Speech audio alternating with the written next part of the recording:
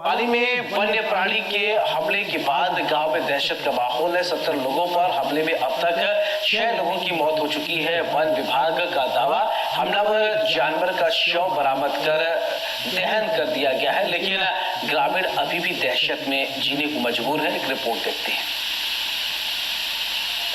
वन्य जीव हमले के बाद 3 गांव दहशत में है। लगभग 17 लोगों पर वन्य जीव ने हमला किया था, जिसके बाद एक के बाद एक 6 लोगों की मौत हो चुकी है। इस वक्त मैं उस गांव में मौजूद हूं। आप देख सकते हैं कि ग्राम लिम्बई है, जहां पर लगभग 13 लोगों पर हमला हुआ था और इसी गांव से 6 लोगों की मौत हो चुकी है। आप गांव में देख सकते हैं कि इस वक्त ये शाम का वक्त है। यहाँ कभी चहल पहल होती थी, लेकिन इस वक्त यहाँ पर सन्नाटा फसरा हुआ है। और मैं उसी घर पर मौजूद हूँ जहाँ पर एक महिला जो है वो रात को सोई हुई थी और उसको अपना शिकार बनाया। ग्रामीण जो है और परिवारजन जो है वो हमारे साथ में है। उनसे ही जानेंगे कि किस तरीके से हमला किया और क्या हादसा हुआ था, क्या हुआ था उस रोज। सुबह इधर से आया था, आते तो नहीं देखा। हम सोए थे यहाँ, मम्मी उधर सोई थी।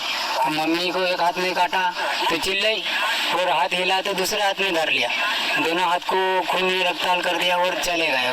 पीछे से दौड़ के मैंने देखा तो भूरा भूरा कलर का था और चले गए। उसके बाद मम्मी को मैंने संभाली। क्या हुआ था? उनका वैक्सीनेशन हुआ था, फिर क्या कितने दिन में मृत्यु हुई? वैक्सीन तो लगवाए, 3 टीके भी लग गए थे, पर फर्क घाव माव बुझा गए थे। उसके बाद हमारे गांव में एक डेट हुआ तो सरपंच साहब आया कि इनको भी चेक करवाओ। फिर लेकर आते तो डीडी साहब ने लिख दिया बढ़वाने जाओ, बढ़वाने गए। उसके बाद 4 रोज में मम्मी की डेट हो गई। अच्छा, क्या कहेंगे, कैसा व्यवहार था उनका और क्या लग रहा है आपको, क्या हो सकता है?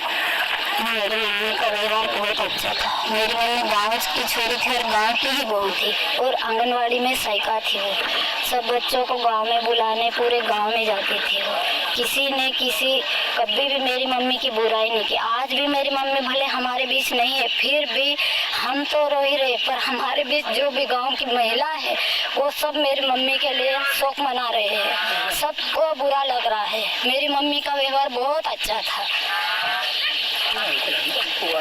बिल्कुल, सरपंच साहब साथ में है। क्या कहेंगे, किस तरीके का भय आपके मन में है और क्या लग रहा है? वो फॉरेस्ट विभाग का दावा है कि जो शव था उसको बरामद करके जला दिया गया है।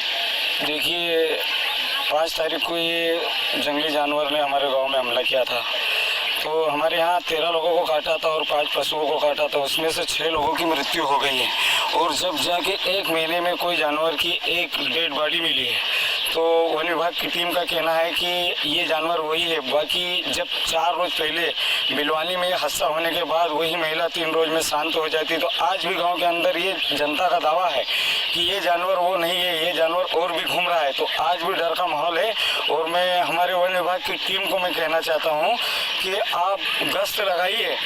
कल को ऐसा ना हो कि और भी हमारे गाँव में ये हादसा हो जाए, या तो फिर वन विभाग की टीम जिम्मेदार रहेगी।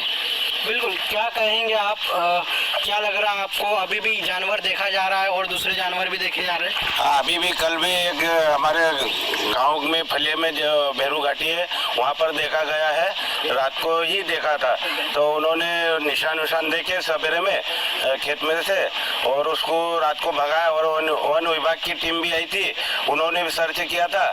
और अभी तक भी हमको ऐसा लग रहा है कि जो जानवर जो काटा था एक ही दिन में 17 लोगों को, उसका डर अभी भी है और हमको स्पष्ट नहीं हो रहा कि वो जानवर मरा है।